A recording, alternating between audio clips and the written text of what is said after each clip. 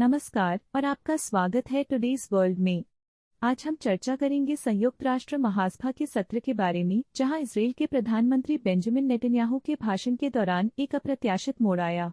इस भाषण ने कई देशों को बहिष्कार करने पर मजबूर कर दिया और महासभा का हॉल लगभग खाली हो गया। आइए देखते हैं कि आखिर ऐसा क्यों हुआ और इसके पीछे की वजह क्या है। नेतन्याहू का बहिष्कार। जब नेतन्याहू ने संयुक्त राष्ट्र में भाषण देना शुरू किया तो कई देशों ने, खासकर यूरोप, अफ्रीका और मिडिल ईस्ट के देशों ने उनके भाषण का बहिष्कार कर दिया। यह दृश्य वास्तव में अभूतपूर्व था, जिससे महासभा का हॉल लगभग खाली हो गया। भाषण का विश्लेषण। बहिष्कार के बावजूद नेतन्याहू ने अपना भाषण जारी रखा। उन्होंने इजराइल के उस महत्वाकांक्षी व्यापार मार्ग की योजना को पेश किया जो भारत से यूरोप तक फैला होगा और इजराइल इसमें एक मुख्य कड़ी होगा। हालांकि उनके भाषण का सबसे विवादास्पद हिस्सा तब आया जब उन्होंने ईरान और आसपास के देशों को दुनिया के लिए अभिशाप कहा। इस बोल्ड बयान के साथ नेतन्याहू ने एक नक्शा दिखाया जिसमें ईरान के प्रभाव की चाप को रेखांकित किया गया, जिससे कई लोग स्तब्ध रह गए। भू राजनीतिक प्रभाव। इस भाषण के गहरे भू राजनीतिक नतीजे हैं।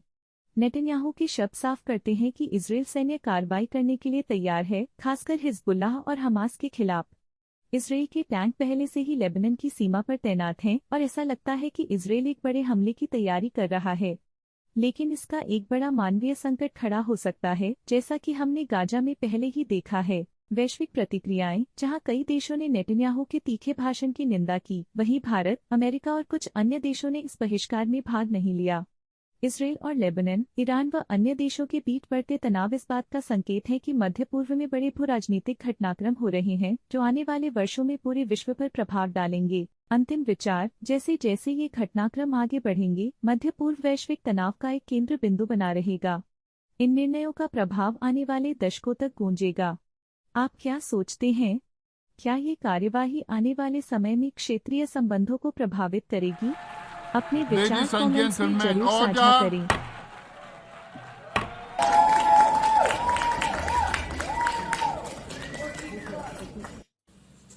This is the map I presented here last year. It's a map. Yeah.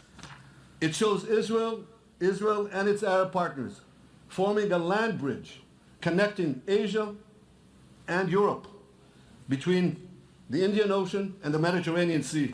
Across this bridge, we will lay rail lines, energy pipelines, fiber optic cables, and this will serve the betterment of 2 billion people. Now look at this second map. It's a map. Look at the second map. It's a map of a curse.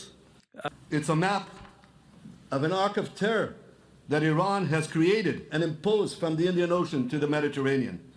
Iran's malignant arc has shut down international waterways. It cuts off trade. It destroys millions, destroys nations from within, and inflicts misery on millions. On the one hand, a bright blessing, future of hope. On the other hand, a dark future of despair. And if you think this dark map is only a curse for Israel, if you think that, then you should think again. Because Iran's aggression, if it's not checked, will endanger every single country in the Middle East and many, many countries in the rest of the world.